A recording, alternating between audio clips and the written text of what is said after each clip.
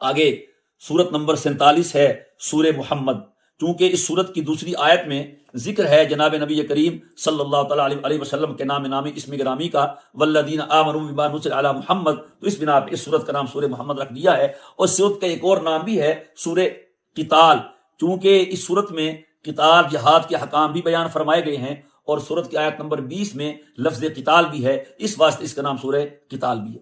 یہ مدنی سورت ہے اور ہجرت مدینہ منورہ کے فوراً بعد نازل ہوئی ہے. اس سورت کا بنیادی اصل موضوع مسلمانوں کو جہاد اور قتال کے لیے تیار کرنا، اور جہاد اور قتال کے حوالے سے مسلمانوں کو ہدایت دینا، اور جہاد کی اہمیت اور فضیلت بیان کرنا. اس مناسبت سے اس سورت کا نام سورہ قتال ہے. جس زمانے میں یہ سورت نازل ہوئی ہے اس وقت مسلمان مکہ مکرمہ چھوڑ کر مدینہ منورہ میں آباد ہو چکے تھے، اور مدینہ منورہ میں ایک اسلامی ریاست قائم ہونے جا رہی تھی. کفار مکہ کی پوری کوشش اس طرف تھی کہ وہ مدینہ منورہ کی اس ریاست کو ختم کریں. اس حوالے سے وہ کوشاں بھی تھے، طرح طرح کی اپنی کوششیں کر رہے تھے. اللہ تعالیٰ نے مسلمانوں کو کفار سے مقابلے کا حکم دیا اور انہیں جنگی ہدایات سے نوازا، اور جہاد کرنے پر ان کو فضائل کے علاوہ اپنی مدد کا اور نصرت کا یقین دلایا، اور یہ بھی ان کو پر واضح کیا کہ تم اللہ کے رستے میں جو قربانی دو گے تمہیں دنیا اور آخرت میں اس کا بہترین بدلہ دیا جائے گا، اور اس پر اللہ تعالیٰ کی طرف سے وعدہ کیا گیا. مدینہ منورہ میں آنے کے بعد یہاں منافق بہت تھے. مکے میں تو یہ مسلمان تھے، یہ کافر تھے. یہاں ایک نئی قوم تھی منافق. یہ بدبخت زبان سے تو کلمہ پڑھتے تھے مگر حقیقت ایمان سے محروم تھے. اب جب جہاد کا حکم نازل ہوا تو وہ حکم ان پہ گراں گزرا، اور وہ جہاد سے بھاگنے کے موقع تلاش کرتے تھے. اس حوالے سے ان کا دعویٰ ایمان بھی واضح ہو جاتا تھا کہ یہ کیسے مومن ہے، اور منافقت نے ان کا جو نفاق تھا وہ کھول دیا، اور سخت الفاظ میں ان کو پھر یاد کیا گیا، اور ان کو آخرت کے اور دنیا کے عذاب سے بھی ڈرایا گیا. اور اس کے ساتھ ہی اہل ایمان کے ایمان میں اضافے کی، تقوی کی بشارتیں دی گئیں، اور ان کے لیے جنت کی نعمتوں کا ذکر بھی فرمایا گیا. سورت میں جنگی قیدیوں اور دشمن کے ساتھ صلح وغیرہ کے احکامات بھی بیان فرمائے گئے. چونکہ جہاد کے لیے اسلحہ اور جنگی سامان کی خریداری بھی ہوتی ہے، اس لیے پیسے کی ضرورت ہے. تو سورت کے آخر میں اللہ کے رستے میں مال خرچ کرنے کی فضیلت بیان کی گئی، اور جو لوگ اس معاملے میں بخل سے کام لیتے ہیں ان کی مذمت بھی بیان فرمائی گئی. سورہ محمد. بسم اللہ الرحمن الرحیم. الذین کفروا وصدوا عن سبیل اللہ اضل اعمالهم. جن لوگوں نے کفر کیا ہے اور لوگوں کو اللہ کے رستے سے روکا ہے، اللہ نے ان کے اعمال ضائع کر دیے ہیں. اس سے ثابت ہوتا ہے پہلی آیت سے کہ کافروں کو آخرت میں ان کے اچھے اعمال کا بدلہ بھی نہیں ملے گا. کہ ان کے عمل ہوں گے اچھے تو اللہ تعالیٰ دنیا میں ان کو نیک نامی دے کر، خوشحالی دے کر، دولت دے کر ان کو اللہ تعالیٰ فارغ کر دے گا، اور آخرت میں کسی بھی کافر کو اس کے عمل کا کوئی بدلہ نہیں ملے گا. آیت کا ایک اور مطلب بھی مراد دیا گیا ہے وَضَلَّ أَعْمَالَهُمْ سے، اللہ تعالیٰ ان کی کوششیں ضائع کر دے گا. یعنی کافر اسلام کے خلاف اور مسلمانوں کے خلاف جتنی بھی کوششیں کر رہے ہیں وہ کر لیں، وہ کرتے رہیں. ضَلَّ أَعْمَالَهُمْ، اللہ تعالیٰ ان کی کوششوں کو رائگاں کرے گا، ضائع کرے گا. ان کی کوئی کوشش مسلمانوں کے خلاف اور اسلام کے خلاف کارگر نہیں ہوگی. چنانچہ ایسا ہی ہوا. آیت نمبر 2 میں یہ وہی آیت ہے جس میں ذکر ہے نام نامی کا، جناب حضرت محمد مصطفیٰ احمد مجتبیٰ صلی اللہ تعالی علیہ وسلم، فداہ ابی و امی و روحی و جسدی صلی اللہ علیہ وعلی آلہ وصحبہ و ازواجہ و ذریاتہ وبارک وسلم. آیت میں فرمایا گیا کہ ایمان اور عمل صالح اور نبی کریم علیہ الصلوۃ والسلام پر جو وحی اترتی ہے اس پر ایمان لائے. جن لوگوں نے جو لوگ ایمان لائے، نیک کام کیے، اور خاص طور پہ ہمارے محمد صلی اللہ علیہ وسلم پر جو وحی ہم نے اتاری ہے وہی حق ہے ان کے رب کی طرف سے، تو اللہ تعالیٰ کیا کرے گا؟ اللہ ان کے گناہ معاف کر دے گا، اور اللہ تعالیٰ ان کے حالات کو بہتر کر دے گا. لہٰذا آپ کی تشریف آوری کے بعد آپ پر کی گئی وحی کو ماننا اور آپ پر ایمان لانا ضروری ہے. آپ سے پہلے جو جس نبی کو مانتا ہو، لیکن اب جب آپ کی بعثت ہو گئی ہے، اب راہ نجات حضور کی اتباع میں ہے. حضور کو چھوڑ کر کوئی پہلے نبی کو ماننے والا کامیاب نہیں ہو پائے گا. آگے پھر وہ آیت ہے کفر عنہم سیئاتہم واصلح بالہم. یہاں سے یہ بھی ثابت ہوتا ہے کہ جو لوگ ایمان لائیں گے تو اللہ تعالیٰ زمانۂ کفر میں ہونے والے ان کے سارے گناہ معاف کر دیں گے۔ یہ اسلام کی خوبی ہے کہ ایمان لانے سے پچھلے سارے گناہ معاف ہو جاتے ہیں اور اللہ تعالیٰ ان کے اعمال پر اجر و ثواب عطا فرماتے ہیں۔ آگے آیت نمبر 4 میں بیان فرمایا گیا ہے کافروں کے ساتھ معاملات کو جو قتال اور لڑائی کے بعد پیش آتے ہیں جنگی قیدیوں کے حوالے سے۔ جنگی قیدیوں کے بارے میں 5 طرح کے احکامات ہیں۔ نمبر 1، جنگی قیدیوں کو قتل کر دیا جائے۔ نمبر 2، انہیں غلام بنا لیا جائے۔ نمبر 3، فدیہ لے کے چھوڑ دیا جائے۔ نمبر 4، بغیر فدیے کے ان پہ احسان کرتے ہوئے چھوڑ دیا جائے۔ اور نمبر 5، اپنے قیدیوں کے بدلے میں ان کو آزاد کر دیا جائے۔ یہ 5 حکم دیے گئے ہیں اور یہ کہا گیا ہے کہ حالات کے مطابق جو امیر المسلمین ہے، مسلمانوں کا سربراہ ہے، اسے اختیار ہے۔ تو لہٰذا تقریباً ابھی بھی یہی حکم ہے، لیکن اس میں یہ ہے کہ بہت سے ممالک نے جنگی قیدیوں کو قتل نہ کرنے کا اور انہیں غلام نہ بنانے کا معاہدہ کیا ہوا ہے۔ لہٰذا جو ممالک اس معاہدے میں شریک ہیں تو اس معاہدے کے روح سے ان پر شرعاً بھی اس کی پابندی لازم ہے کہ وہ اس طرح جنگی قیدی کو قتل نہیں کریں گے اور ان کو غلام بھی نہیں بنائیں گے۔ پھر اسی آیت میں وَلَوْ شَاءَ اللَّهُ لَانتَصَرَ مِنْهُمْ وَلَٰكِن لِيَبْلُوَ بَعْضَكُم بِبَعْضٍ۔ اللہ تعالیٰ قادر ہے کہ جس طرح اس نے پچھلی قوموں کو ہلاک کیا، قوم عاد کو، قوم سمود کو وغیرہ وغیرہ کو، تو اللہ تعالیٰ اس قوم کو، قریش کو بھی ہلاک کر سکتا ہے کسی آسمانی عذاب سے، کسی زمینی عذاب سے، لیکن اس نے تمہیں قتال کا اور جہاد کا حکم دیا ہے۔ وہ تمہیں بھی دیکھنا چاہتا ہے کہ تم میں سے کتنے ایسے ہیں جو اللہ تعالیٰ پر ایمان لانے میں سچے ہیں اور کتنے ایسے ہیں کہ جو اپنے مال کو اور اپنی جان کو اللہ کے نام پہ قربان کر دیتے ہیں۔ اس وجہ سے اس نے خود انتقام نہیں لیا اور یہ تمہیں اللہ تعالیٰ نے اس کا حکم دے کے گویا کہ وہ تمہیں آزمانا چاہتا ہے اور وہ پھر تمہیں مزید انعامات سے اللہ تعالیٰ نوازنا چاہتا ہے۔ والذین قتلوا فی سبیل اللہ فلن یضل اعمالهم سیہدیہم ویصلح بالہم۔ یہ کہا گیا کہ بظاہر تو یہ سمجھا جاتا ہے کہ جو جیت گیا وہ کامیاب ہے اور جو مارا گیا وہ ناکام ہے، لیکن یہاں اللہ تعالیٰ فرما رہے ہیں کہ نہیں، میرے بندے جو میرے پیغمبر کے ساتھ ہیں وہ ہر حال میں کامیاب ہے۔ اگر بظاہر کامیاب ہوں تو بھی کامیاب ہے، اگر خدا نخواستہ ظاہر میں ناکام ہوں تو بھی کامیاب ہے۔ کیا کریں گے؟ لوٹیں گے نا، شکست کھا جائیں گے تو انہیں اجر ملے گا، غنیمت لے کے آئیں گے، اور اگر شہید ہو جائیں گے تو پھر تو کامیابی واضح ہے، وہ شہادت سے بڑھ کے تو کوئی کامیابی نہیں ہے۔ ہاں، کافروں کے بارے میں فرمایا فَلَن يُضِلَّ أَعْمَالَهُمْ کہ اللہ تعالیٰ کافروں کو کبھی بھی کامیاب نہیں کرے گا۔ اگر کافر بظاہر کامیاب بھی ہوں تو ناکام ہیں، کیوں کہ اللہ تعالیٰ نے ان کے اعمال ضائع کر دیے ہیں، اور مسلمان بظاہر ناکام ہوں تو وہ کامیاب ہیں، اس لیے کہ اللہ تعالیٰ نے انہیں آزمایا اور وہ اللہ تعالیٰ کی اس آزمائش میں پورے اترے اور مکمل اترے۔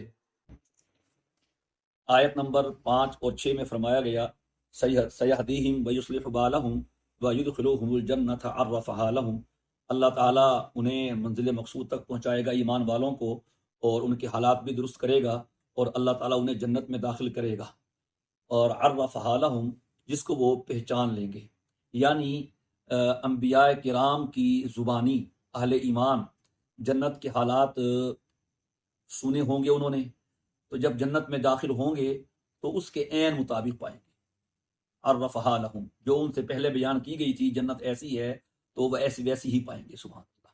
یا دوسرا مطلب یہ بیان کیا گیا ہے کہ ہر جنتی کو جنت میں داخل ہونے سے پہلے تعارف کرایا جائے گا جس کو تلاش کرنے میں کوئی دقت پیش نہیں آئی۔ اور ایک حدیث میں آتا ہے جب اہل جنت کو جنت بھیجنے کا حکم ہوگا تو وہ اس طرح اپنی اپنی جنتوں میں پہنچ جائیں گے جیسے کوئی آدمی اپنے شہر میں آ کے آسانی سے اپنے گھر پہنچ جاتا ہے۔ تیسرا مطلب یہ بیان کیا گیا ہے کہ جنت میں داخل ہونے سے پہلے اہل جنت کے لیے جنت کو خوب معطر مزین کیا جائے گا۔ جیسے 5 سٹار ہوٹلوں میں جب روم لیے جاتے ہیں تو وہ روم کی انتظامیہ مہمانوں کے لیے ان کمروں کو بالکل آنے سے پہلے تیار کرتی ہے، صاف کرتی ہے کہ جی مہمان آ رہے ہیں، گیسٹ آ رہے ہیں۔ اسی طرح جنت کو بھی ان کے لیے مزین معطر کیا جائے گا۔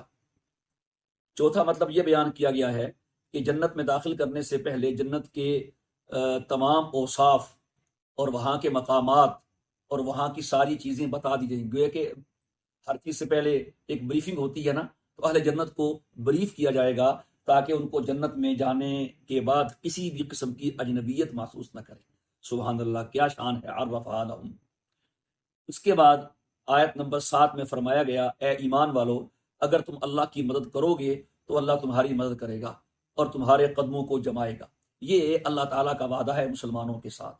اگر مسلمان اللہ کے دین کی مدد کریں گے تو اللہ ان کی ضرور مدد کرے گا اور ان کے بگڑے ہوئے تمام کام بنا دے گا۔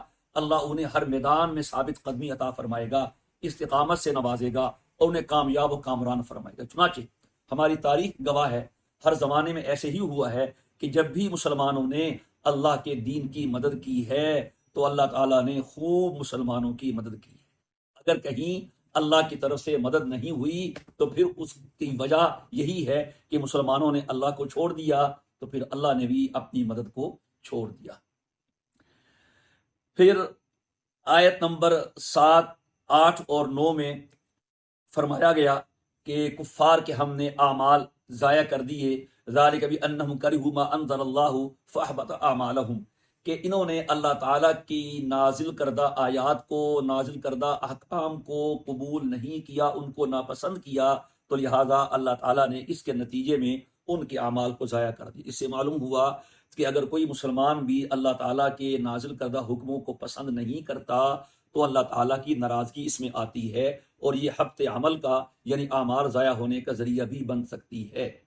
آیت نمبر 10 میں اللہ تعالیٰ نے عبرت حاصل کرنے کا حکم دیا ہے اور پچھلی قوموں کا حوالہ دیا ہے کہ ذرا ان سے کہیں یہ زمین میں پھریں، چلیں پھریں اور دیکھیں ان کا انجام کیا ہوا تھا، لہٰذا اگر یہ بھی باز نہ آئے تو ان کا بھی یہی انجام ہو سکتا ہے۔ پھر اگلی آیت میں کافروں کا ذکر کیا ہے کہ کافر جو ہے وہ یوں گویا کہ کھانا کھاتے ہیں جیسے کہ اس کو زندگی کا مقصد بنا لیتے ہیں۔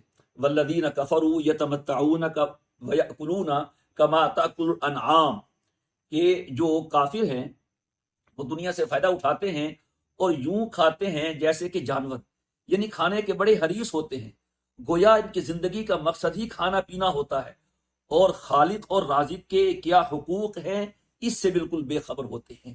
کتنی بڑی اہم بات ہے جس سے ہمیں بھی سبق حاصل کرنے کی ضرورت ہے۔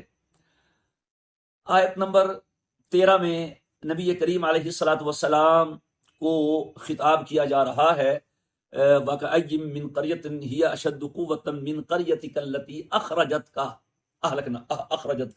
کہ اے میرے حبیب، آپ مکہ مکرمہ چھوڑ کے جا رہے ہیں، اور ظاہر ہے کہ آپ کو افسوس ہے، تو جب آپ جا رہے تھے تو آپ نے مکہ کو خطاب کر کے فرمایا بھی تھا کہ اے مکہ، تو دنیا کے تمام شہروں میں اللہ کے ہاں سب سے بہتر ہے اور اللہ کو سب سے زیادہ محبوب ہے، اور مجھے بھی سب شہروں میں زیادہ پسند ہے، زیادہ محبوب ہے۔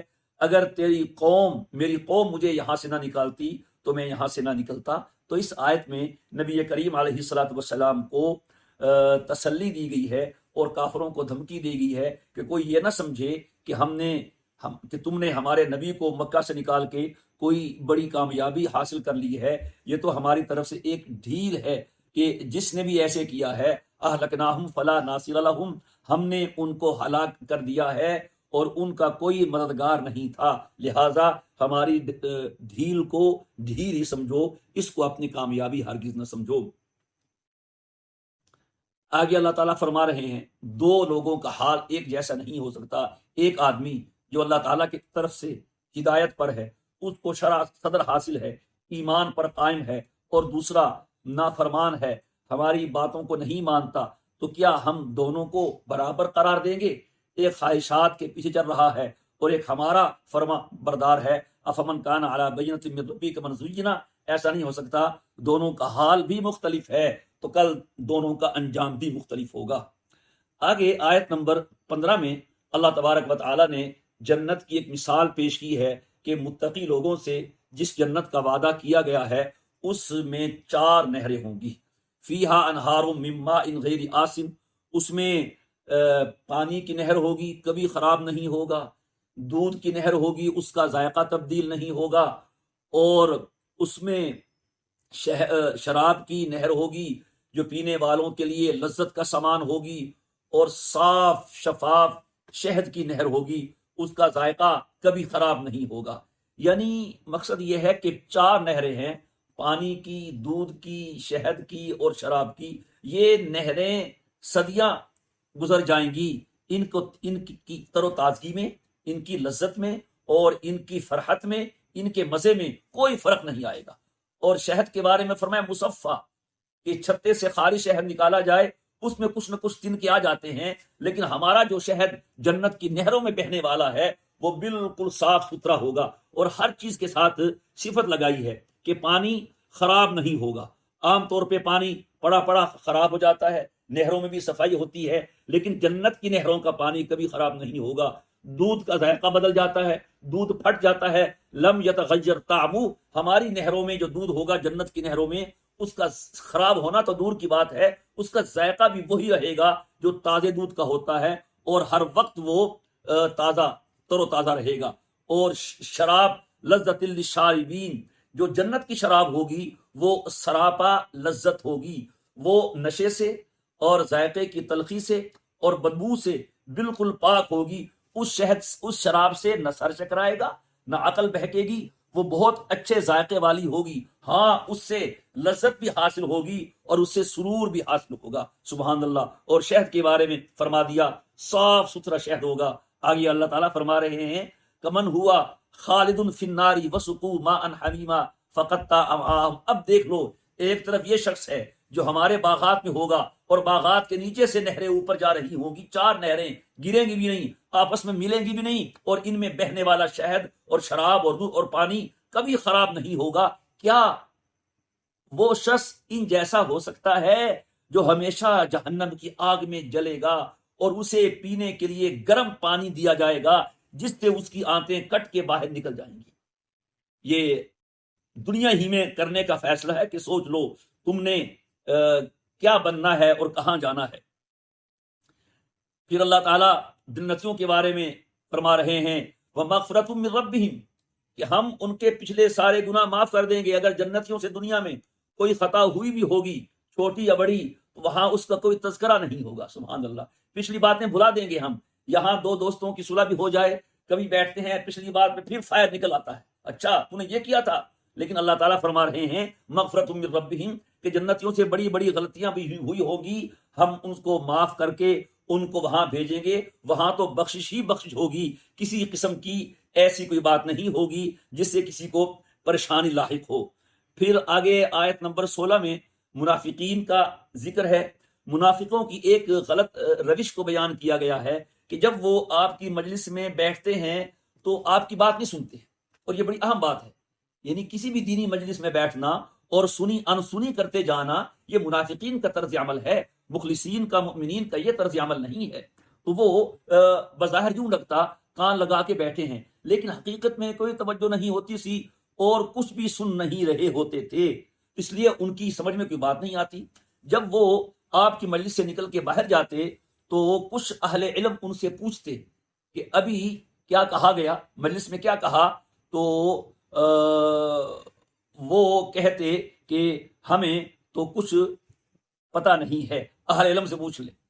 اور یہ بھی ممکن ہے، یعنی وہ خود انہیں وہاں بیٹھنے سے معلوم نہ ہوتا، وہ پوچھنا پڑتا ابھی کیا کہا، ابھی کیا کہا۔ جس طرح کوئی طالب علم کو سبق نہ سنے پھر بات میں کہ استاد نے کلاس میں کیا کہا تھا، تو یہ ہے خود سنتا نہیں ہے اور پھر بعد میں پوچھتا ہے۔ تو منافقین کا یہ حال تھا۔ اس کا ایک اور مطلب بھی بیان کیا گیا ہے کہ منافقین معاذ اللہ اس طرح استہزاء سے اور بے توجہی سے وہ حضور کی مجلس میں بیٹھتے اور لوگوں کو یہ بتانا مقصود ہو کہ ہم حضور کی باتیں سن رہے ہیں، لیکن ہم حضور کی باتوں کو سننے کے قابل ہی نہیں سمجھتے اور ہم اس لیے توجہ سے یہ باتیں نہیں سنتے۔ یہ منافقین کی حرکتیں ہیں۔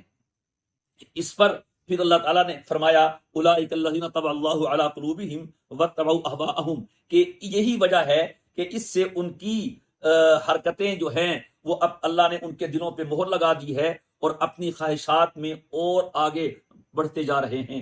اور آگے ایمان والوں کے بارے میں فرمایا والذین اہتدوا زادہم ھدی وآتاہم تقواہم، وہ لوگ جو ہدایت پر ہیں اسی سے اللہ ان کی ہدایت میں اور اضافہ فرما دیتے ہیں اور تقوی کی دولت سے انہیں مالا مال فرما دیتے ہیں۔ دیکھیے وہی باتیں ہیں جن باتوں کی وجہ سے منافقین کا نفاق بڑھ رہا ہے، ان کا کفر بڑھ رہا ہے، ان کے دلوں پہ مہر لگ رہی ہے، اور وہی باتیں ہیں، وہی مجلس ہے، وہی ہے، وہی تعلیمات ہیں، اس سے ایمان والوں کا ایمان ترقی کر رہا ہے، وہ ہدایت بڑھ رہی ہے اور ان کا تقوی بڑھ رہا ہے۔ اس کی مثال یوں سمجھیے، گھر میں ایک ہی کھانا بنتا ہے، گھر کے سب لوگ کھاتے ہیں، کھانے والوں میں کچھ بیمار ہیں، متعدی مرض ہے اور صحت مند بھی ہے، تو وہ کھانا کھانے سے جو صحت مند ہے اس کی صحت اور اچھی ہوتی ہے، اور جو بیمار ہے، سخت کسی کی قسم کی بیماری میں مبتلا ہے، تو اس سے اس کی بیماری اور بڑھتی ہے۔ یہی مثال ہے کہ حضور کی وحی، آپ کی تعلیمات، آپ کی مجلس کی باتیں، جن کا اندرونی صاف ہے، جن کا قلب صاف ہے، ان کی روحانی صحت بڑھتی ہے،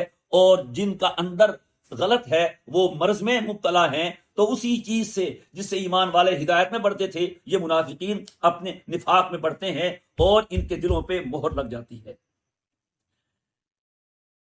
آیت نمبر 18 میں فَهَلْ يَنظُرُونَ إِلَّا السَّاعَةَ، کہ یہ قیامت کا انتظار کر رہے ہیں، ہو سکتا ہے قیامت اچانک آ جائے، فَقَدْ جَاءَ أَشْرَاطُهَا، اس کی علامت تو آ گئی ہے۔ قیامت کی دو طرح کی علامات ہیں، ایک علامات صغریٰ ہیں اور دوسری علامات کبریٰ۔ علامات صغریٰ چھوٹی چھوٹی علامتیں، وہ تو شروع ہے۔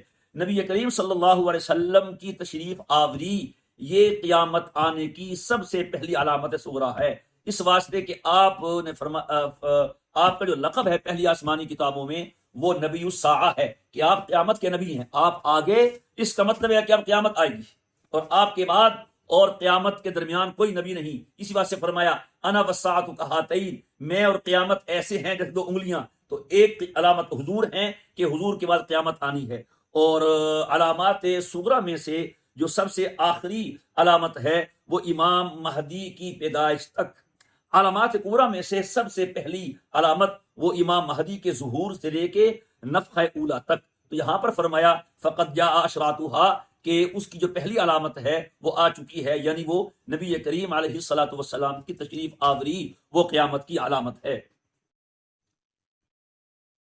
آیت نمبر 20 میں اس حقیقت کو واضح کیا جا رہا ہے کہ مسلمان جو ہے وہ اللہ تعالیٰ سے حکم مانتے تھے کہ کوئی حکم آئے ہم اس پہ عمل کریں۔ اب ہم کافروں کے جو عذاب ہیں، تکالیف ہیں، اس سے ہم تنگ آ گئے ہیں۔ تو جب اللہ تعالیٰ کی طرف سے قتال کا حکم آیا تو جو کچے ایمان والے تھے ان پہ وہ حکم بھاری لگا ان کو، اور جو منافق تھے ان کا نفاق تو اس حکم نے کھول کے رکھ دیا ہے۔ اس میں یہ ظاہر کیا گیا ہے اور یہ فرما دیا کہ اگر یہ لوگ جن کے دلوں میں مرض ہے، اگر یہ اپنی حرکت چھوڑ دیں اور پکے ایمان والے بن جائیں اور یہ سچائی سے کام لیں، لکان خیر اللہم، ان سے بہتر ہوگا، ہم ان کو ہدایت کی اعلیٰ مقام سے نواز دیں گے۔ پھر آگے آیت نمبر 23 میں فرمایا جا رہا ہے، 22 اور 23 میں، کہ اگر تم نے میرے احکامات سے منہ موڑا، اور خاص کر جہاد کا حکم ہے، اس کا نتیجہ یہ ہوگا کہ پھر جاہلیت کا دور واپس آ جائے گا، پھر زمین میں فتنہ فساد ہوگا، پھر رشتہ داریوں کے حقوق پامال ہوں گے، جیسا کہ دور جاہلیت میں ہوتا رہا ہے۔ وہ لوگ ذرا ذرا سی بات پہ لڑائیاں شروع کر دیتے تھے اور صدیوں تک وہ ان کی لڑائیاں جاری رہتی تھیں۔ تو عسا ان تولیتم، اس کا ایک معنی ہے کہ تم نے پیٹھ پھیر لی تو وہ دور آ جائے گا۔ دوسرا مطلب یہ ہے کہ اس سے کہ اگر تمہیں حکومت مل جائے اور تمہیں اقتدار مل جائے، اور جیسا کہ تمہاری خواہش بھی یہ ہے، تو پھر توقع یہی ہے کہ جب نااہلوں کو حکومت ملتی ہے تو فتنہ فساد برپا ہوتا ہے، رشتہ داریاں اور قرابتیں ختم ہوتی ہیں اور قطع رحمی شروع ہو جاتی ہے۔ تو تم سے بھی یہی توقع ہے۔ اگر آیت میں اللہ تعالیٰ منافقین سے خطاب کر رہے ہیں تو مطلب یہ ہوگا کہ اپنی روش کے مطابق تم جہاد کے حکم سے اعراض کرو گے تو اس کا نتیجہ یہی ہوگا کہ تمہاری منافقانہ سازشوں سے زمین میں فتنہ برپا ہوگا، اور جن لوگوں سے تمہاری رشتہ داریاں ہیں، قرابت داریاں ہیں، تم ان کا کوئی خیال نہیں رکھو گے، اور تم اپنے رشتہ داروں کے مددگار بننے کی بجائے کافروں کے مددگار بنو گے۔ اس تفصیل سے معلوم ہوتا ہے کہ اسلام میں صلہ رحمی کرنا، رشتہ داروں کے حقوق کا خیال رکھنا، اس کی بہت بڑی اہمیت ہے، کتنی اہمیت سے یہاں اس کو بیان کیا جا رہا ہے۔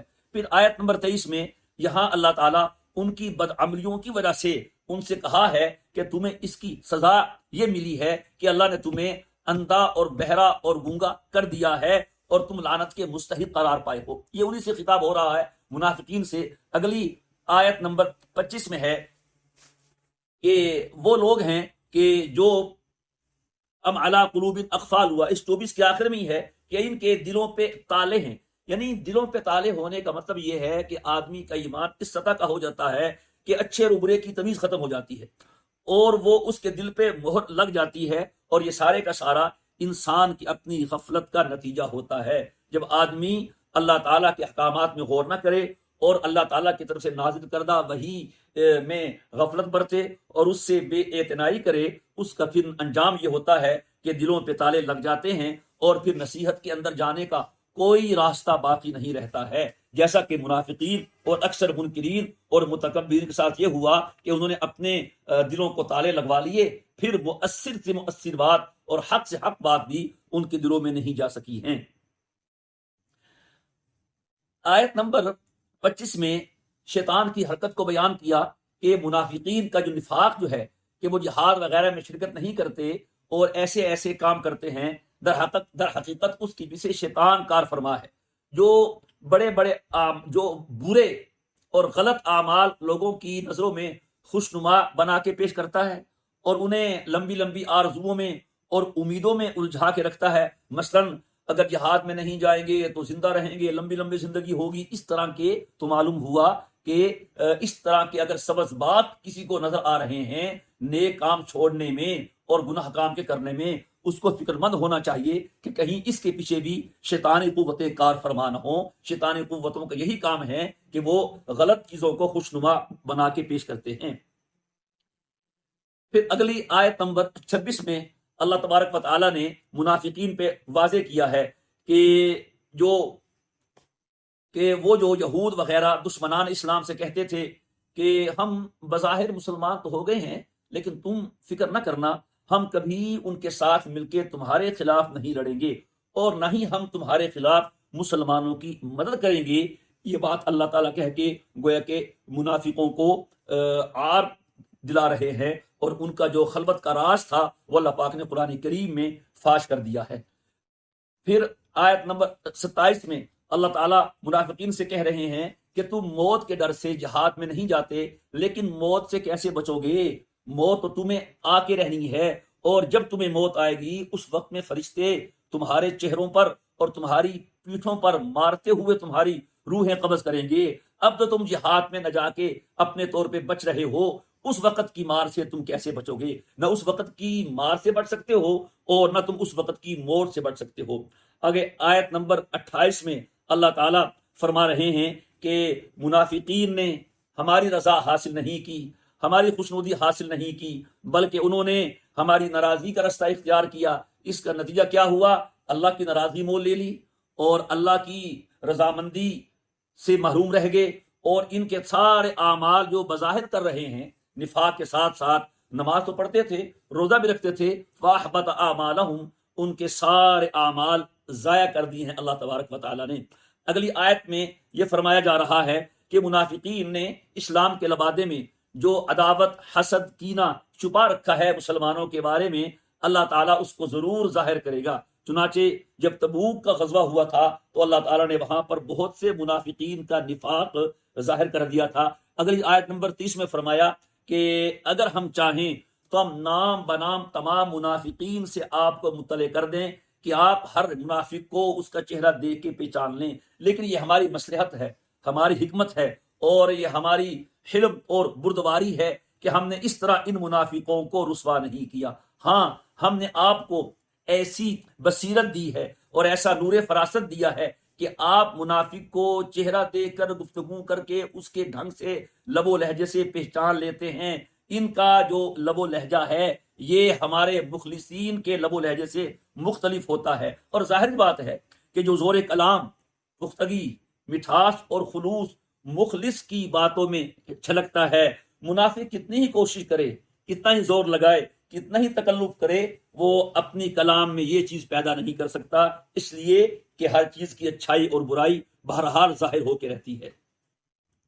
بعض احادیث میں ہے کہ ایک مرتبہ نبی کریم صلی اللہ علیہ وسلم نے ایک مجلس سے 36 منافقین کو ان کا نام لے کے اٹھا دیا تھا. ممکن ہے کہ آپ نے اس وقت ان کے بات سے، لب و لہجے سے اور چہرے کی علامات سے انہیں پہچان لیا ہو، یا ہو سکتا ہے کہ اللہ تعالیٰ نے ان کے نام اس موقع پر نبی کریم علیہ الصلوۃ والسلام کو بتا دیے ہوں۔ اکثر مفسرین نے عرفتہم کو لو نشاء کے تحت رکھا ہے، اور ہم نے اپنا جو ابھی معنی بیان کیا اسی کے مطابق ہے، اور بعض حضرات نے فلا عرفتہم کو لو نشاء کے تحت نہیں رکھا۔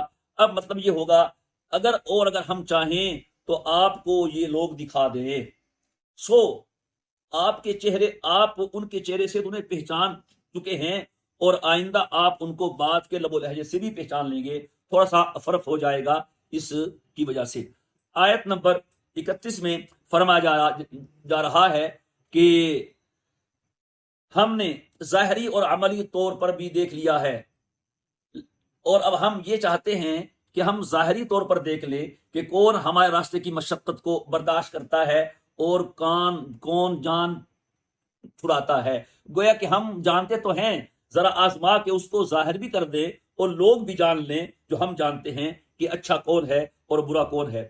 آگے آیت نمبر 32 میں اللہ تعالیٰ نے ان لوگوں کا انجام بیان کیا جو کافر بھی ہیں اور لوگوں کو اللہ کے راستے سے روکتے بھی ہیں اور اللہ کے رسول کی مخالفت بھی کرتے ہیں، کہ اللہ تعالیٰ ان کی تمام کوششیں ضائع کر دے گا، تمام کوششیں، اور جو بھی ان کے اعمال ہے وہ ضائع ہو جائیں گے، اور یہ اسلام کو کچھ بھی نقصان نہیں پہنچا سکیں گے۔ بعض روایت کے مطابق یہ آیت منافقین کے بارے میں اور بنو قریظہ اور بنو نذیر کے یہود کے بارے میں نازل ہوئی تھی، اور بعض روایت کے مطابق یہ آیت غزوہ بدر کے موقع پر مشرکین مکہ کی درپردہ امداد کرنے والے کفار کے بارے میں نازل ہوئی تھی، کہ جنہوں نے کھانا اپنے ذمے لینے والے تھے منافقین، ان کے بارے میں۔ آگے آیت نمبر 33 ہے، اے ایمان والو اللہ اور اس کے رسول کی اطاعت کرو اور اپنے اعمال باطل نہ کرو، یعنی ان اعمال سے بچو، ان کاموں سے بچو جس سے اعمال ضائع ہو جاتے ہیں، جو اعمال کے ضائع ہونے کا سبب بنتے ہیں، جیسے کفر، شرک، مرتد ہو جانا، منافق ہو جانا، کسی کام میں ریا دکھلاوا آ جانا۔ جیسے پہلے آ چکا ہے کہ کسی بھی عمل کے قبول ہونے کے لیے 3 شرطیں ہیں، کہ وہ عمل ایمان کے ساتھ ہو، اخلاص کے ساتھ ہو اور سنت کے مطابق ہو، لہذا ان کا اہتمام کرو۔ ایمان ہو، اسے دیکھتے رہو، عمل سنت کے مطابق ہو، اسے بھی پرکھتے رہو، اور اخلاص کامل ہو، کسی اور کی خوشنودی ہرگز پیش نظر نہ ہو۔ لہذا جو کام اللہ اور اس کے رسول کے حکم کے مطابق نہ ہو، محض اپنے ذاتی شوق کے لیے ہو، ذاتی خواہش کے لیے ہو، جیسے بدعات وغیرہ، ان کاموں سے بھی بچو، کیونکہ یہ کام بیکار چلے جاتے ہیں۔ اس آیت کا ایک مطلب یہ بھی بنایا جاتا ہے، قرار دیا جاتا ہے، اپنے اعمال کو باطل نہ کرو، اے ایمان والو اپنے اعمال کو باطل نہ کرو، یعنی جو کام نیک کام شروع کرو اسے درمیان میں ادھورا نہ چھوڑو، بلکہ اس کو پورا کرو۔ اگر کسی وجہ سے درمیان میں چھوٹ جائے تو اس کی قضا کر کے اس کو پورا کر لو، تاکہ وہ عمل ضائع نہ ہو۔ اس تشریح کے مطابق پھر یہ آیت دلیل بن جائے گی امام ابو حنیفہ رحمہ اللہ تعالیٰ کے مسلک کی، کہ کوئی آدمی نفلی نماز یا نفلی روزہ شروع کرے تو اس کو پورا کرنا واجب ہے، اگر توڑ دے تو قضا واجب ہے۔ تو یہ ان کی دلیل ہے کہ آپ نے ایک عمل کیا، نماز، لا تبطلوا اعمالکم، اسے درمیان میں توڑ کے باطل نہ کرو، اگر کسی وجہ سے توڑنی پڑ گئی یا ٹوٹ گئی تو پھر اس کو پورا کرو، روزہ بھی ایسے ہی ہے۔ پھر اگلی آیت میں فرمایا گیا کہ جو لوگ کافر ہیں اور وہ مر گئے، اللہ تعالیٰ ان کی معافی ہرگز نہیں فرمائیں گے۔ یہ مضمون پہلے آ چکا ہے کہ کافر کی توبہ نہیں ہوگی اور اس کی توبہ ہرگز قبول نہیں ہوگی۔ اگلی آیت میں، آیت نمبر 35 میں کافروں کے ساتھ سلو کرنے سے منع کیا گیا ہے، ان سے سلو نہ کرو۔ اس میں خلاصہ یہ ہے، اگر تو سلو کی جا رہی ہے اپنی کمزوری کی وجہ سے اور اپنی ہمت نہ کرنے کی وجہ سے، بزدلی کی وجہ سے اور جنگ کی سختیوں سے گھبرا کر، تب تو یہ منع ہے۔ اور سورہ انفال میں صلح کرنے کی اجازت دی ہے، وہ اس صورت میں ہے کہ جب صلح میں مصلحت ہو۔ خلاصہ یہ ہے کہ سورہ انفال میں صلح کرنے کی اجازت دی گئی ہے اور یہاں صلح کرنے سے منع کیا گیا ہے، تو مختلف احوال ہیں۔ جہاں صلح کرنا مسلمانوں کا اجتماعی فائدے میں ہو تو سورہ انفال کا حکم لاگو ہوگا، اور جہاں صلح کرنے میں اپنی سستی پیش نظر ہو اور جنگ سے، جہاد سے کترانا ہو تو پھر صلح کرنا منع ہے، تو پھر صلح نہیں کرنی چاہیے، بلکہ پھر اللہ کے راستے میں جہاد کرنا چاہیے، پھر یہ حکم لاگو ہوگا۔ اگلی آیت میں فرمایا گیا کہ انما الحیات الدنیا لعب و لہو، دنیا کی زندگی تو کھیل ہے، کود ہے اور تماشا ہے، اور اصل زندگی آخرت کی ہے۔ اگر تم ایمان لاؤ گے، تقوی اختیار کرو گے، تو پھر تمہیں سب کچھ ملے گا، اور اللہ تبارک و تعالیٰ ایسا اجر عطا فرمائیں گے کہ جو کبھی بھی ختم نہ ہونے والا ہوگا۔ پھر اگلی آیات میں اللہ تعالیٰ نے اپنے راہ میں خرچ کرنے کا حکم دیا ہے، کیونکہ جب جہاد کا حکم ہوگا تو ظاہر ہے اخراجات ہوں گے۔ اس میں فرما دیا فَمِنْكُمْ مَنْ يَبْخَلْ وَمَنْ يَبْخَلْ فَإِنَّمَا يَبْخَلُ عَنْ نَفْسِهِ، جو آدمی بخل کرتا ہے تو وہ اس کے بخل کا نقصان اسے ہی ہوتا ہے۔ اللہ تعالیٰ نے جو حکم دیا ہے تو اللہ تعالیٰ کو تمہارے پیسوں کی کوئی ضرورت نہیں، وہ تو غنی ہے۔ واللہ الغنی وانتم الفقراء، وہ تو تمہیں نوازنا چاہتا ہے، وہ جو چاہے کر دے، لہذا اگر تم اس کے راستے میں مال خرچ کرو گے تو تم اپنے فائدے کے لیے، اگر تم بخل کرو گے تو تمہیں اس کا نقصان ہوگا۔